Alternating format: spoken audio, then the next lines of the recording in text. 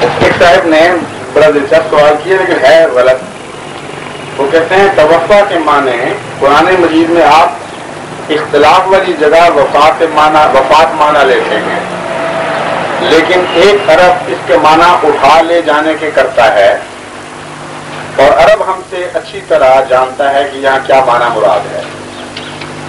یہ بالکل غلط سوال ہے. عربی اگر آپ نے پڑھنی ہے اور عربی معنی پڑھنے ہیں تو لغت عرب کو اٹھائیے. لغت عرب ایک آزاد فیصلہ کرنے والی لغت ہے. جب آیت کی بحث ہوتی ہے تو مذہبی تعصبات ضد کی جگہ لے لیتے ہیں اور پھر وہاں جا کے ترجمے غلط بھی ہو جاتے ہیں.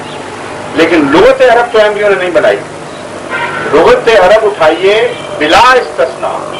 جب خدا فاعل ہو توفع کا اور ذی روح مفعول ہو جس کی جان ہے، تو دو معنوں کے سوا عربی لغت تیسرا معنی بتاتی کوئی.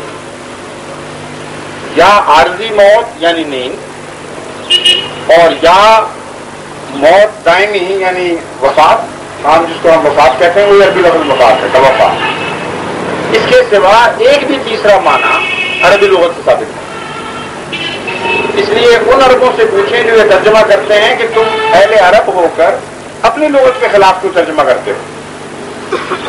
کم سے کم آج ہی لغت میں داخل کر دیا ہوتا.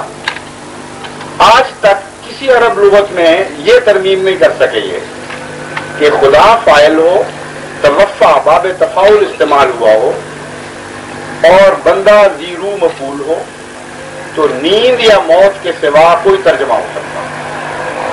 جہاں نیند ترجمہ کرتے ہیں وہاں بھی یہ کہہ کر ترجمہ کرتے ہیں، بالفعل فوراً نہیں کر دیتے. کہتے ہیں قرینہ یہ ہے کہ عارضی موت ہے.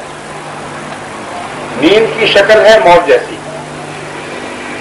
النوم اخت الموت پرانا عربی محاورہ چلا آ رہا ہے کہ نیند موت کی بہن ہے.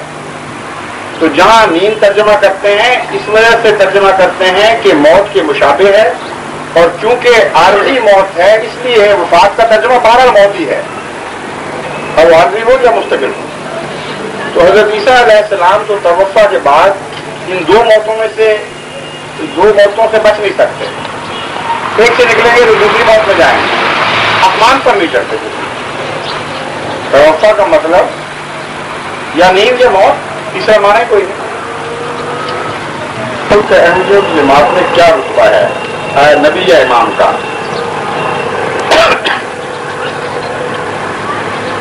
یہ سوال تو مجھے لگتا ہے کسی احمدی نے کیا ہے. بشیر احمد میمن نے کیا ہے. وہ کون ہے؟ یہاں موجود ہیں؟ آپ تو احمدی نہیں ہیں؟ اچھا پھر ٹھیک ہے. یہ سوال اتنا ہمارے حق میں تھا کہ مجھے شبہ پڑا کہ وہ احمدی کراچی سے سوال کر کے جو آپ کو سنوانا چاہتا ہے جواب آپ نے کیا ہے. اب میں جواب دیتا ہوں. اس لیے تو آپ نے حضرت مسیح موعود لکھا نا، یہ بڑے ادب سے جو ہم کہتے ہیں وہ لکھا. اس سے بھی مجھے شبہ پڑا تھا کہ شاید احمدی کا ہو. جماعت احمدیہ میں حضرت مسیح موعود علیہ السلام کا رتبہ بالکل وہی ہے جو آپ کے نزدیک آنے والے امام مہدی کا ہے. اس سے زیادہ مختصر، اس سے زیادہ قطعی اور یقینی جواب نہیں ہو سکتا. اپنے دل میں سوچئے پہلے کہ آنے والے امام مہدی کا آپ کے ہاں کیا رتبہ ہے. بالکل لفظاً وہی رتبہ ہم حضرت مرزا صاحب کا سمجھتے ہیں. اس لیے عقیدے میں کوئی اختلاف نہیں، یوں لوگوں کی بنائی ہوئی بات ہے. آنے والے امام مہدی کو سارے علماء عملاً امتی نبی کا رتبہ دیتے ہیں، اور قطعی طور پر دیتے ہیں. اور اس رتبے سے اگر آپ انحراف کرنے کی کوشش کریں تو آپ کو کافر کہیں گے. حیدرآباد کی کسی مسجد میں جا کر یہ دو سوال ان سے پوچھ لیجیے، آپ کو وہی جواب مل جائے گا. پوچھیے کہ مرزا صاحب تو چلے آپ کے نزدیک جھوٹے ہو گئے، امام مہدی آئے گا نا؟ جب آئے گا تو کس طرح بنے گا؟ الیکشن ہوگا یا اللہ بنائے گا؟ سارے علماء کہیں گے اللہ بنائے گا، خود مقرر فرمائے گا الہامن، اس کے بغیر امام نہیں بن سکتا. ایک بات طے ہو گئی. اور پوچھیں پھر ہم انکار کر سکتے ہیں اس کا؟ ہمیں اجازت ہے نا؟ وہ کہیں لا حول ولا قوت، تم انکار کر کے پکے کافر ہو جاؤ. یہ دو باتیں ہیں نا. یہ دو باتیں کسی غیر نبی نے کبھی دیکھی ہیں آپ نے؟ اب غور کیجیے تسلی سے. پہلے دوڑائی اوپر انسانی تاریخ پر. جہاں جہاں مذہب رونما ہوا ہے اس پر غور فرما لیجیے، اور قرآن کریم کی تاریخ پڑھیے دوبارہ۔ وہ وجود جس کا ماننا ضروری ہو، جس پر ایمان لانا ضروری ہو ورنہ کافر ہو جائے، اور وہ وجود جس کو خدا نے خود کھڑا کیا ہو، یہ دو باتیں کبھی کسی غیر نبی میں کرتی ہیں۔ اس لیے منہ سے چپ ہو جانا اور عملاً وہ عقیدہ رکھ لینا، یہ تو انصاف نہیں ہے۔ تقویٰ چاہیے اور جرأت چاہیے۔ آنے والے امام مہدی کو جو رتبہ آپ دیتے ہیں، ہم حضرت مرزا صاحب کو ایک ذرہ بھی اس سے زیادہ رتبہ دینے نہیں دیتے، اس لیے کہ امت محمدیہ میں شرعی نبی آ ہی نہیں سکتا کبھی جو منسوخ کرے رسول کریم صلی اللہ علیہ وسلم کی امت کو۔ ایک دانہ ایک ذرہ بھی منسوخ نہیں کر سکتا، آپ کے قول کو منسوخ نہیں کر سکتا، قرآن کریم تو بہت بڑی بات بن جاتی ہے۔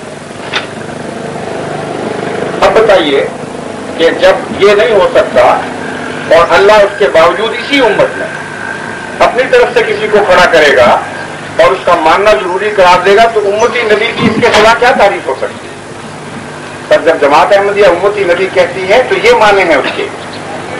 بس اگر امام مہدی نے ختم نبوت کی مہر کو توڑ کر امتی نبی بننا ہے تو پھر کل آپ بھی کافر ہو جائیں گے جب وہ مانے گا، جب وہ آئے گا۔ اس لیے ہم دونوں ایک کشتی میں سوار ہیں، اور اگر امام مہدی نے ختم نبوت کی مہر توڑے بغیر یہ دو دعوے کر دینے ہیں جو لازمن کرنے ہیں، تو پھر ہم بھی کافر نہیں ہوتے، کیونکہ ہم نے جس کو ماننا ہے انہی دو دعووں کے ساتھ ماننا ہے، اس کے سوا کچھ نہیں ماننا پائے گا۔ جس طرح نے امام مہدی نہیں پہچانا، دجال بھی نہیں پہچانا۔ جو نظریں ظاہر پرست ہو چکی ہوں اور مانا باطنی معنوں کی طرف توجہ نہ کریں، ان کے سامنے ایک منظر ظاہر ہو بھی رہا ہوتا ہے اور وہ نہیں پہچانتے، یہ کرتے رہ جاتے ہیں بیچارے۔ اور یہ کوئی نئی کہانی نہیں، آدم سے لے کر اب تک یہی چلی ہے ساری کہانی۔ نوح آئے، کسی اور طرف سے توقع رکھ رہے تھے آنے کی، کسی اور طرح سے گئے، نہیں پہچانا۔ حضرت موسیٰ کو نہیں پہچانا، حضرت عیسیٰ کو نہیں پہچانا۔ کسی آسمان سے پہلے ایلیا اترے گا پھر مسیح آئے گا، نہ کوئی بیچارہ ایلیا آسمان سے اترا، نہ ان کے نزدیک مسیح آئے۔ آسمان کی طرف نظریں دیکھ رہی تھیں، پیدا ہونے والا زمین سے ہو گیا تھا۔ تو یہ ہے واقعہ جو اصل حقیقت رکھتا ہے، اس پر غور کریں۔ یہ غیر مبدل حقیقت ہے کہ ہمیشہ قومیں گزرتے ہوئے حالات کو سرسری نظر سے دیکھ جاتی ہیں اور نہیں پہچان سکتی، اور ذرا گہری نظر سے آپ مطالعہ کریں تو وہ اچانک آپ کو نظر آنا شروع ہو جاتا ہے واقعہ کیا رونما ہو رہا ہے۔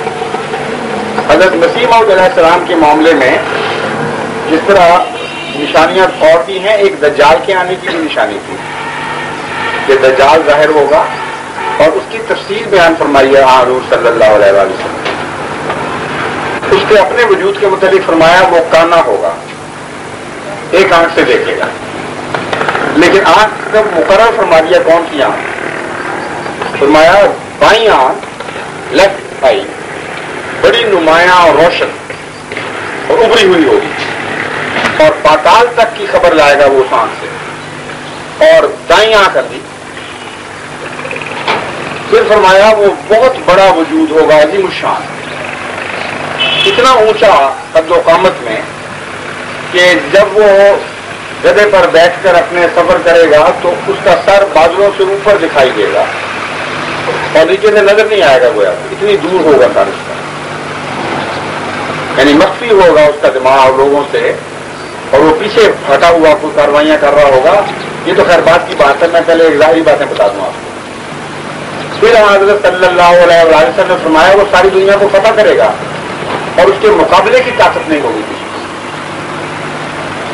کوئی اس سے ظاہری ہتھیاروں سے لڑ کر اس کے منہ پر غلبہ نہیں پا سکے گا، اتنی وہ طاقتور چیز ہے۔ پھر آپ نے فرمایا کہ اگر تم لوگوں کو نہ سمجھ آئے کہ دجال کیا ہے تو اس کے گدھے پر غور کرو، اس کے گدھے کی بھی بات صفات ہے، وہ آگ کھائے گا اور آگ کی طاقت سے چلے گا، اور عام گدھوں کی طرح کا نہیں ہوگا، اس کے پیٹ کے اندر سواریاں بیٹھیں گی اور اندر روشنیاں بھی جلتی ہوں گی اس کے پیٹ کے اندر، اور دائیں اور بائیں اس کے پہلوؤں میں دروازے اور کھڑکیاں ہوں گی، سوراخ ہوں گے، یہ لفظ ہے، ان سوراخوں کے ذریعے لوگ اس میں داخل ہوا کریں گے.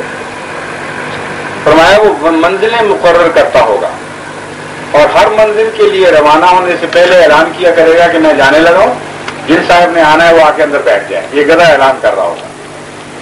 اور فرمایا کہ وہ تمہاری سواریوں کی طرح نہیں ہوگا، بہت تیز رفتار ہوگا، مہینوں کا سفر گھنٹوں میں طے کر لے گا. پھر فرمایا کہ وہ صرف خشکی کا گدھا نہیں ہے. تمہارا گدھا تو پانی میں ڈوب جاتا ہے، وہ گدھا سمندر میں چلے گا اور گھٹنوں گھٹنوں پانی آئے گا، اس سے زیادہ نہیں. عجیب سا گدھا ہے نا کوئی. اور پھر فرمایا کہ وہ صرف خشکی اور تری کا نہیں، وہ فضا کا گدھا بھی ہے. وہ بادلوں سے اوپر اڑے گا اور اس کی منزلیں بعض ایسی ہوں گی کہ ایک یعنی اڑنے والی منزل کا نقشہ یہ کھینچا ہے کہ ایک قدم مشرق میں ہوگا تو دوسرا مغرب میں پڑے گا. اب کوئی ہے ایسا جس کو اس گدھے کی سمجھ نہ آئی ہو؟ ذرا اور کیجیے. آج کل کی دنیا میں جو سواریاں ہیں، اگر یہ وہ گدھا نہیں ہے تو پھر اور سینگوں والا گدھا چاہیے آپ کو. تھوڑا سا تصور فرمائیے کہ کبھی دنیا میں کسی نبی نے اتنی شان کے ساتھ وضاحت کی پیشگوئی نہیں کی جتنی حضرت محمد مصطفیٰ صلی اللہ علیہ وسلم نے اس زمانے کے متعلق پیشگوئی کی.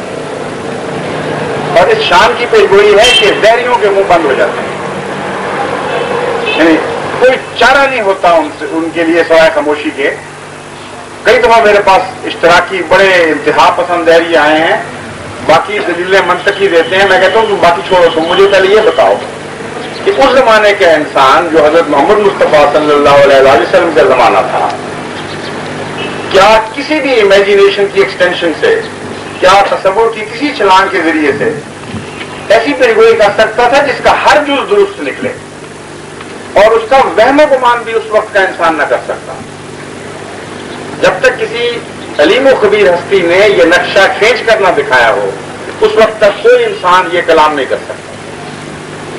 اتنی تفصیل تو وہاں چلنے سے پہلے اعلان کیا کرے گا کہ آنا ہے جس میں آگے بیٹھ جاؤ. اور دیکھیے بسیں بھی جب چلتی ہیں تو کھڑکھڑ ہوتی ہے، اس کی کلینر 2 ہاتھ مار دیتا ہے. کیوں اس کا ہاتھ چلتا ہے؟ محمد مصطفیٰ صلی اللہ علیہ وسلم کی غلامی میں چلتا ہے، اس کو پتہ نہیں. اس لیے چلتا ہے کہ اللہ نے مقدر کر دیا ہے کہ یہ زمانہ مطیع رہے گا محمد مصطفیٰ کا، چاہے منہ سے مانے یا نہ مانے. جب وزن دیتی ہے گاڑی تو محمد مصطفیٰ کی غلامی میں دے رہی ہوتی ہے. یہ دجال کا گدھا ہے جو چل رہا ہوتا ہے اس وقت. جب جہاز تیار ہوتا ہے نیو یارک کے لیے تو ایک قدم اس کا مشرق میں سے اٹھتا ہے اور دوسرا مغرب میں جا کے پڑتا ہے، اور چلنے سے پہلے اعلان کرتا ہے کہ نیو یارک کے لیے جہاز تیار ہے. کون انسان تھا جس کو یہ طاقت تھی، یہ استطاعت تھی کہ اس تفصیل کے ساتھ آئندہ زمانے کی سواریوں کا نقشہ کھینچ دے؟ سوائے حضرت محمد مصطفیٰ صلی اللہ علیہ وسلم کے، جن کا خدا سے تعلق تھا، کوئی اس وضاحت سے بات نہیں کر سکتا. اور جب گدھا کھل گیا کہ کیا ہے، اور کھل جانا چاہیے ہر عام انسان کے اوپر جو نارمل دماغ رکھتا ہو، اس کے اوپر کھل جانا چاہیے کہ کیا ہے. تو اس کا سوال کیوں نہیں معلوم جس نے ایجاد کیا، جس کے متعلق فرمایا کہ اس گدھے کی طاقت سے وہ دنیا پر غالب ہوگا. ان سواریوں کے زور پر تیز رفتار سواریاں نکلیں گی جو آگ سے چلیں گی، خشکی پر چلیں گی، سمندر پر چلیں گی، ہواؤں میں اڑیں گی. اور یہ وہ طاقت ہے جس کے ذریعے دجال دنیا پر غالب آ جائے گا. یہی ہوا ہے ہماری آنکھوں کے ساتھ. آپ کس دجال کے منتظر ہیں؟ وہ تو آ بھی گیا اور آپ پر غالب بھی آ گیا، اور حضرت مسیح موعود علیہ السلام کے دعوے کے بعد سے اس نے سمٹنا بھی شروع کر دیا ہے. ہاں حضور نے فرمایا تھا وہ نمک کی طرح پگھلے گا، آہستہ آہستہ سکڑتا سکڑتا واپس جا رہا ہوگا. انگریزی حکومت مشرق سے مغرب تک تھی، جس طرح آج احمدیت پہ سورج غروب نہیں ہوتا، کل ان پر غروب نہیں ہو رہا تھا. آج ان پر ہر طرف سے سورج غروب ہو چکا ہے، سمٹ گیا ہے وہ. بس مغربی عیسائی قومیں ہیں جو دجال تھی. عظیم الشان وجود سے مراد یہ ہے بہت عظیم الشان قوم. ایک شخص سے قوم مراد ہوتی ہے، یہ علم رویا جاننے والے جانتے ہیں. اور علماء کے لیے اس سے زیادہ قابل احترام اور کیا تعبیر ہو سکتی ہے کہ حضرت اقدس محمد مصطفیٰ صلی اللہ علیہ وآلہ وسلم نے خود یہی تعبیر فرمائی۔ ایک صحابی نے رویا دیکھا کہ ایک عرب پرانا بادشاہ نئی شان نئی سج دھج کے ساتھ دوبارہ دنیا میں آ گیا، تو وہ ڈر گیا۔ اس نے حضور اکرم صلی اللہ علیہ وسلم سے ڈرتے ڈرتے ذکر کیا کہ میں نے بڑی منظر خواب دیکھی۔ آپ نے فرمایا منظر خواب، یہ تو پوری بھی ہو گئی ہے تمہاری۔ بادشاہ سے مراد عرب قوم ہے۔ اب دیکھ لیجیے، ایک شخص اس نے دیکھا، حضور اکرم فرماتے ہیں عرب قوم مراد، اور اس کے اوپر جو رونق تم نے دیکھی، جو نئی شان دیکھی، وہ میرے آنے سے مل گئی ہے تمہیں۔ میں جو آیا تو نئی بہاریں آ گئی، نئی رونق آ گئی تمہارے چہروں پر، نیا لباس تقویٰ تمہیں عطا ہوا، تمہاری خواب تو پوری ہو گئی ہے مبشر رنگ میں، اور تم ڈر رہے ہو تو پتہ نہیں کیا مطلب ہے۔ تو تعبیر کس نے کی؟ حضرت محمد مصطفیٰ صلی اللہ علیہ وسلم۔ آپ کے کشفی نظارے کا ترجمہ آپ سے پوچھ کر ہوگا، اور یہ دوسری کھل گئی ہے بات کہ آپ کو ضدی کرے تو اور بات ہے، ورنہ اس کو پہچاننے میں دجال کو کوئی مشکل نہیں ہونی چاہیے۔ اب باقی مضمون سے ملا لیجیے اس حدیث کے باقی الفاظ سے، تو جس طرح فلم انفولڈ ہوتی ہے اس طرح یہ ساری کہانی دجال کی کھلتی چلی جاتی ہے۔ جس حدیث میں دجال کا ذکر ہے اس میں کچھ اور بھی باتیں ہیں۔ مثلا یہ بھی فرمایا ہے مسیح جب دجال کو قتل کرے گا، میں اس حدیث کی طرف بتانے کی اشارہ کر رہا ہوں، اس میں فرمایا وہ صلیب کو توڑے گا، وہ سور کو مارے گا، یعنی دجال کے ساتھ دو اور چیزیں بھی باندھی گئی۔ دجال کا کچھ تعلق سور اور صلیب سے ہے، تبھی ان چیزوں کو اکٹھا کیا۔ تو جو گدھے نے بات ہمیں سمجھا دی جس کو پہلے انسان نہیں سمجھ سکتے تھے، اس سے یہ قوم نکلی جس کی صلیب جس کا خدا بن گئی، اور صلیب اس کے مذہب کی نشانی بن چکی، اور سور کھانے میں بھی سب سے زیادہ ہیں، اور سور جیسی تہذیب بھی ان کی ہو چکی۔ اب دنیا کے پردے پر کسی جگہ اگر سور اور صلیب کا لفظ اکٹھا بولا جائے تو بتائیے کون سی قوم ذہن میں آئے گی؟ مغربی عیسائی قومیں۔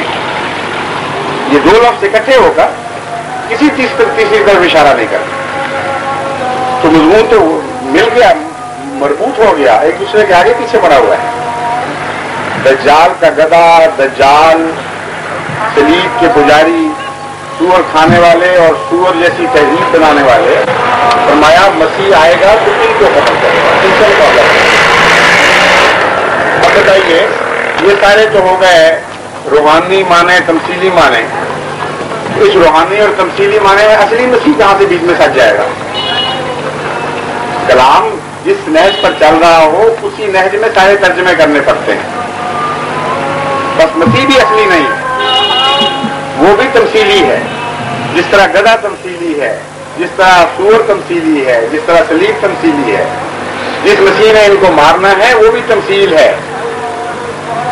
آپ کی دنیا میں آپ جسم سمیت نہیں گھس سکتے، وہ الگ دنیا ہوتی، تو یہ تو ساری دنیا ہی تمثیلات کی نکلی۔ اس لیے جماعت احمدیہ جب کہتی ہے کہ تمثیلی مسیح آئے گا تو ان احادیث کے مضمون نے جماعت کے اس عقیدے کو مزید تقویت عطا دی۔